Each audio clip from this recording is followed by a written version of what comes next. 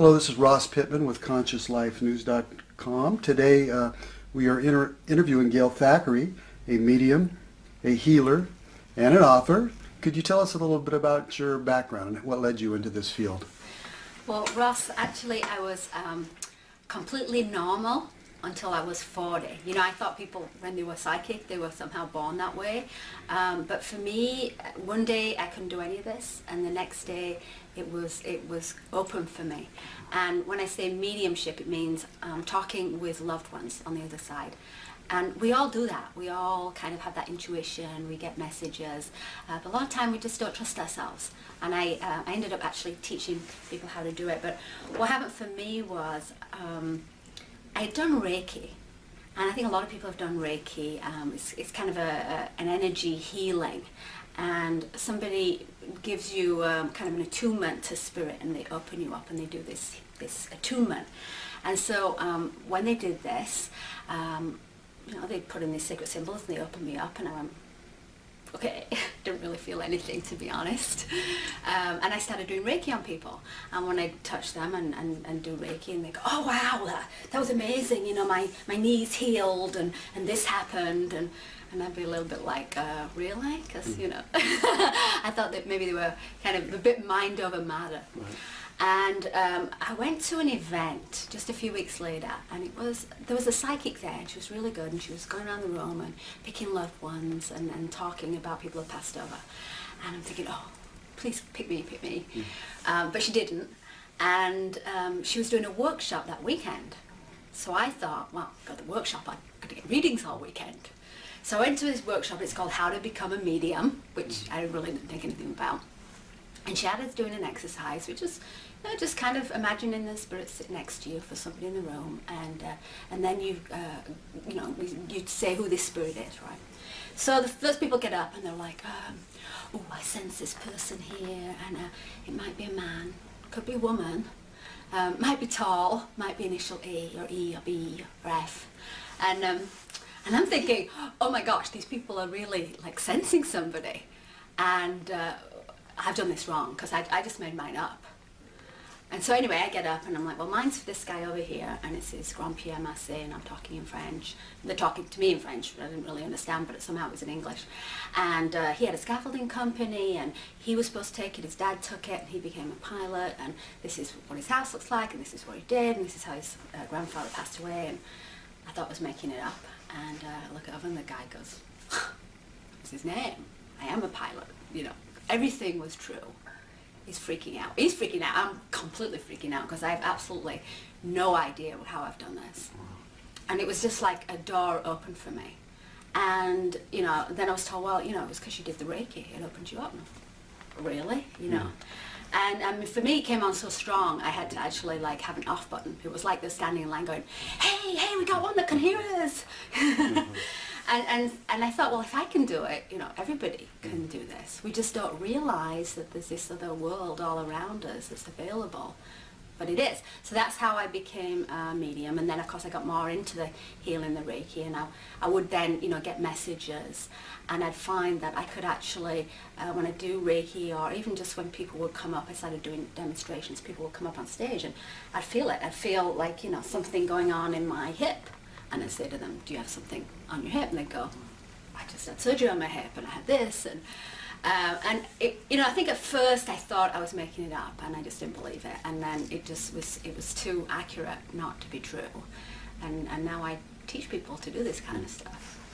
Wow, that's fantastic. You've been to Brazil a number of times. You've gone down and spent time with John of God, and you've even written about your experiences. What originally led you to do that?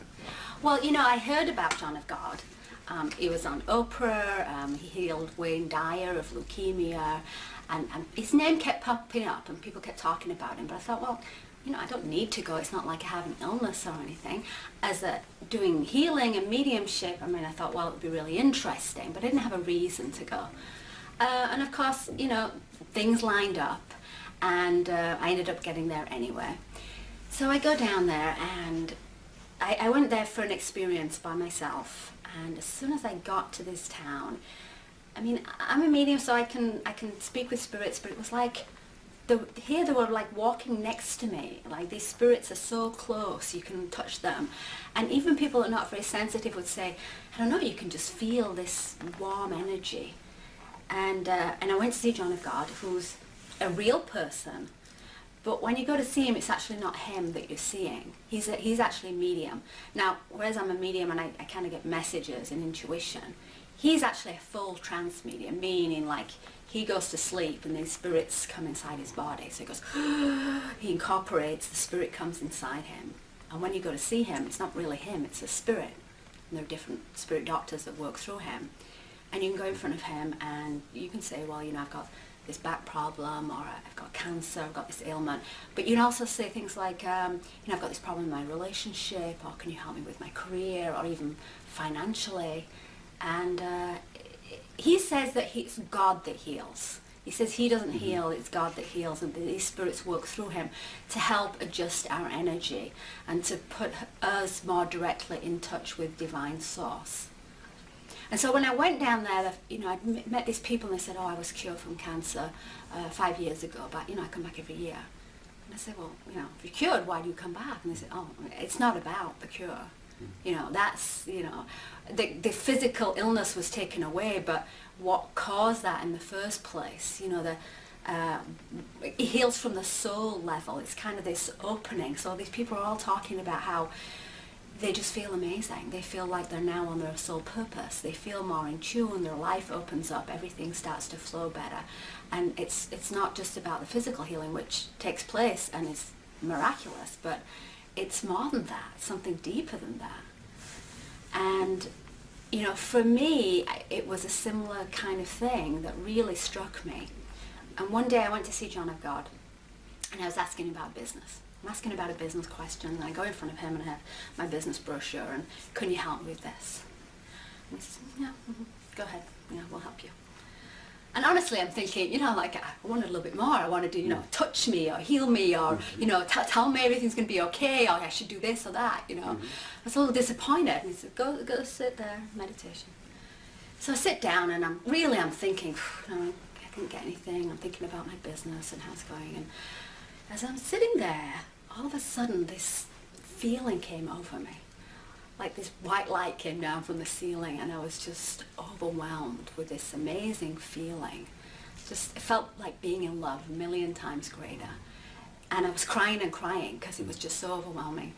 And this voice came to me, and the voice said, but what is your higher purpose? Meaning, what do you care about all this stuff? This, you know, this is just, if you want it, it'll happen. If you don't want it, it will just go away. It's, this is where it's at. This feeling, this connection, this is your divine purpose. I'm living in this. This is what you should strive for. And I went, wow, I want to share this with people. And the voice came back and said, so be it. And I mean, it sounds really corny, but I felt like I really connected with God. Never, I mean, I talked to spirits, but never had I had this kind of feeling. And I went home, and I was doing my little, I had a little Monday night spirit circle, and we'd, you know, talk about different things. So this particular night I said, oh, I'm back from John of God. I've got some photos, come over. I'm going to show my holiday pics from John of God. Nothing very exciting in the email. And about 5 minutes later, this lady calls up and she says, I don't know what was in your email, but, you know, I opened your email, and it was like this white light came down from the ceiling, and this amazing feeling came over me. And, you know, my wrist I've had problems with for years, and it's working fine. And then a few minutes later I get an email, somebody else. I don't know what happened. I opened your email, I felt this amazing energy, and there was a warm feeling in my back, and now my back's working. So that Monday night, all these people showed up saying the same thing. You know, I don't know, I opened the email. Yeah, I opened the email, and I got my legs working, and I felt this, and I got this check in the mail I wasn't expecting. And people were saying that just through opening my email. Almost like these benevolent spirits want to help us. And just the fact that people had somehow connected and said, you know, hey, I want this, that somehow that had allowed them to actually, you know, get a connection and somehow get a healing. Wow. That's fantastic. Have you ever participated or seen anybody get the eye scraping surgery that John of God does? Well, you know, he gets a lot of publicity about these physical surgeries, and 99% of the healing is done with invisible surgeries, which is kind of, it's almost like just a little meditation. And then you go back to your hotel room and the spirits work on you, and you can actually feel them working on you. And John of God says all the healing really comes invisibly, but some people just can't wrap their mind around it. So anybody that he assigns this spiritual intervention, he says, if you want to have a physical surgery, I'll do a physical surgery. And he actually takes a couple of people a day as an example, takes them up on stage, and you'll see him actually, you know, cut somebody open, take a tumor out. I mean, no anesthetic, nothing, and they're just standing there, and they say they can feel it, but no pain. And you see them, you know, cutting them open, taking stuff out, stitching them up, and they're not flinching. And I mean, it's dead real. You can get there early in the morning and you can be right there. He invites everybody to watch. He's got, you know, people taking photos. He's got real medical doctors standing by, and he does these. And he does other things, like he does this thing where he puts forceps up a person's nose, and it looks really painful. But people say, I felt it, but it wasn't painful. And eye scraping. You know, they might say, well, I've got backache, and he might, you know, do an eye scraping. Why the eye? Well, they say, you know, the eye is a window to the soul, and that, you know, actually does this. And when we were filming for the documentary, John of God, Just a Man documentary, we interviewed a lot of people who had these physical surgeries. And, you know, we interviewed, crazy stories, wonderful stories. But we were at the end of our filming, and I said, you know what, I haven't done everything. I haven't had a physical surgery, and I wonder what it feels like, which was really the wrong thing to ask. And so I went in front of John of God, and you can't really ask for a surgery, but, you know, I kind of cheated, and I said, I wear glasses for reading, do you think you could help me? And he smiled and he said, yeah, we can do a physical surgery this afternoon. So anyway, we have the cameras all set up, and I'm all, oh yes, I'm going for my physical surgery, you know, I'm going to see what it feels like. And I get up on stage, and he takes me and he puts my head back and he starts to scrape my eye with a knife. And the first time he comes by, I thought, it's kind of weird because you can see the knife in your eye, but you couldn't really feel anything. The second time he came to scrape my eye, I mean, he was really scraping my eye, and it really, really hurt. And I'm like, I mean, I was shocked. I was like, this guy's really scraping my eyeball with a knife. This is real. And I think I thought maybe it was kind of sleight of hand. I'm like, this is not. And in my mind, I'm saying to the spirits, where's my anesthetic? I'm not supposed to feel anything. This is killing me. And then I actually felt the spirits go, okay, you can have your anesthetic. And I felt them actually just, you know, zone me out. And I was just like this, and he continued on. So, you know, didn't really get healed, and I think it wasn't that. It was more for me just to, you know, I really absolutely believe there was something spiritual going on, that, you know, he really is doing this, and there really is a spiritual anesthetic. Wow. And be careful what you ask for. Yeah, I guess so. What are some of the more remarkable healings you've heard about? Yeah, well, I mean, the thing that you notice the most, I mean, I think it probably are these physical healings where you actually see him, you know, maybe cut somebody's head open and take things out, and you go, I mean, there's just no way, you know, to fake these. I mean, these are absolutely real. So those, I suppose, are the most spectacular. But, you know, when you talk to people, that's not, for them, it's more of, the physical healing was not that important. It was more like, you know, I had no direction in my life. I was depressed. I had this problem or that problem, and now I have this connection. I feel this connection. I go home and everything works much better. And I think that is really more important. It just doesn't get the press that the other stuff gets. Does he kind of have a spiritual entourage that goes with him everywhere he goes, or how does that work? Yeah, I mean, we all have spirits around us, helping us, but, you know, when you go to this little place in Brazil, there are definitely, you know, a lot of benevolent spirits. It's like, they call it a spirit hospital, you know, there are thousands of beautiful spirits working with him, and, you know, I think some of the very, very high energy spirits that come through him. When you go up in front of him, you see this kind of glow around him, and you just feel the energy.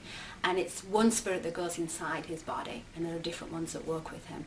And then there are thousands of other ones that are there working with people. So, you know, it's not just the one, it's many, many. And, you know, they work with us everywhere, but I definitely feel here there's a concentration. And also, you know, we have to ask permission to act, to ask permission to have them interfere with anything. So if, you know, we want to be healed in any way, it's like they're sitting up there waiting to help, but unless we actually tell them to help, they're not allowed to interfere. So when you go to this place, John of God, you're actually, you know, asking permission for things that you'd like help with, and they're there to heal. Whereas I think a lot of time, you know, we're at home and we don't think to ask the spirit world for help. But they're all around us. It's not like just one special place. I mean, we definitely can call in the energies. And again, you know, like John of God says, it's not really the spirits that are doing the healing. The spirits are evolved beings that are helping. But the healing energy is actually, you know, I don't know what you call it, whether you call it God or whether you call it divine source or life force energy, but, you know, it's that connection that we all have. It's not like some special thing. It's we all have it. We all have that connection, and it's just being able to somehow link in and open that. Are there negative spirits? Oh yeah, there's always negative where there's positive, and you know, when we do healing work, we always make sure we protect ourselves, which is really simply just, you know, asking angels to be around you or God energy to be around you and protect yourself. But, you know, there are, I wouldn't really call them negative, but kind of lower energies. You know, when everybody passes over to the other side, it's not like we all become amazingly enlightened beings. I mean, there's different variations, shades of grey up there, just like there are here physically. And when you become a healing lantern, you know, you've got all these energies that need healing too that are coming to you. So as a healer, you've got to be careful to protect yourself. And there's a lot of protection at the casa. I mean, when you're there in that energy, I don't think anything negative could come anywhere near there. You are organizing an event. Are you like the main organizer for this thing in Toronto? I am so excited to be part of the group that is bringing John of God to Toronto this year. So March 15th, 16th and 17th, he's actually coming to Toronto. He doesn't travel very much, but he's traveled a few times to Europe.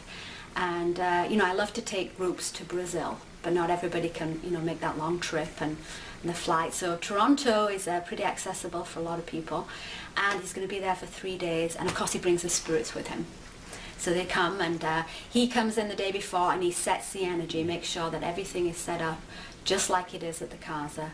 And he incorporates and he brings in spirits, and you know, people come again. Some will come for healing, some will have, you know, physical ailments. You know, we expect, you know, people coming in wheelchairs and cancer and very difficult ailments. But, you know, some people just come just to be in the energy, just experience enlightenment. A lot of people who are already, you know, working in the healing arts will come because it definitely opens you up, it takes you kind of up a level. And I think it's wonderful for everybody.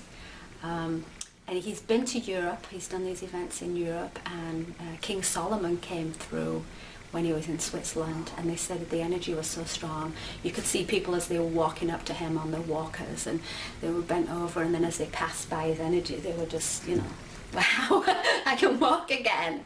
And there was, you know, literally thousands of people healed and getting up out of walkers and wheelchairs, and physical healings as well as all kinds of spiritual healings. So yeah, so that's Toronto. johnofgodlive.com is where you can get your tickets.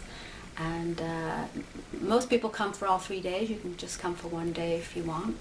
But you know, the energy is so amazing. It's just great to be there. So I'm thrilled to be part of this and to have him in Toronto. What are those 3 dates again, the 3 days? March 15th, 16th and 17th. And that's johnofgodlive.com? johnofgodlive.com. Could you talk a little bit about your book about John of God? Yeah, well, I mean, there were so many amazing stories to talk about. I ended up writing a book about my experiences. It's called Gail Thackray Spiritual Journeys, Visiting John of God. And it's kind of like my personal diary, and I talk about the different people that I met and interviewed and all the amazing experiences. But it is my personal journey, and I tell it as it is, as I experience it. And I think, you know, when people read it, they kind of get into the story and feel like they're really there. And I've had some strange things with my book. I've had that people have started reading it and they've actually felt the energy coming through in the book. People have said, you know, I had the book and it was by my bedside table, and then at night, you know, I felt like these spirits coming and touching me, and then in the morning, you know, this problem I had with my shoulder, it's much better. And I've actually said, well, just, you know, take the book and put it under your pillow and, you know, see what happens. And people have said they felt the energy. And I think it's when you know, when you read a book and you get into the story, your mind kind of wanders out there, and as you do, you're making that connection again with spirit. And so, you know, that's wonderful to hear that, you know, people not only love the book, but actually, you know, feel the energy from the book. Yeah, we've posted a couple of your excerpts on ConsciousLifeNews.com, and we've gotten a few really remarkable comments from people who were really touched by it. Now, you also mentioned a documentary. We did a documentary. It's called John of God, Just a Man, and it follows the story of John of God from being a young boy when he first started to have this incorporation. And we film around Brazil where he grew up, and we interview people that have had these healings. We show some of the physical healings. When we first screened the movie in Switzerland, a lady was sitting in the audience, and as John of God on the film does the thing up the nose, her nose started bleeding. And people were saying during the movie that they were like feeling like they were being worked on, like they were again getting this energy connection from the movie. And you know, it's a wonderful story, but I think it's more than a story. And I tell people, you know, stick the movie in over and over right before you go to bed, just put it in and feel that energy connection. But yeah, it's got amazing reviews. We even got a spirit on camera while we were filming. So we were in the current room, and the cameraman came out and said, oh, the camera's broken. I don't know what happened. There was this, you know, this orb thing, this, you know, this shape on the camera. It was there for like 20 minutes. And we looked at this and we were like, oh, that's a spirit. And then it just kind of, you know, shrunk down and went kapink, you know. It was very interesting filming because, you know, you're working with these energies, and it was like the spirits were directing the film. We didn't have a lot of choice. You know, we had to go and ask permission from John of God to film. Even though we'd filmed there before, we'd been many times, on that day we had to go in front of the entity, the spirit, and say, you know, do we have permission to come into your room and film? And every day we'd go, and John of God said, no, go sit in meditation. No, go sit in meditation. This went on for like a week, and we're like, oh, are we ever going to get to film? And we're standing there waiting to go in line again to ask once again, or, you know, almost given up. And as we're standing there, I watch out of the corner of my eye, I see this lady coming out of the room. She's wearing white, like everybody's wearing white. And as she's walking down the hall, I see flames coming out of her chest. And I look, and I mean, you know, clearly my mind went, there's something wrong with that picture. Mm-hmm. And I actually like went off faint, you know, and I sat down, and they said, are you okay? And I saw something, and they said, okay, it's time to go in front of John of God. And I walked straight up in front of John of God, and I felt this energy go, and he went, oh, and he said, wow, you can film right now. So I don't know what came with us that day, but we got some extra energy, and yeah, the stories were wild about filming. That's incredible. Where can people purchase the book and the DVD? Well, the book is on Amazon with all my books, and also my site, which is just my name, GailThackray.com. You can get the DVD and the books and CDs, and learn all about my trips to John of God and John of God Toronto. Could you spell out your name, please? Yes, GailThackray.com, GailThackray.com. Fantastic. Thank you so much, Gail. Thank you.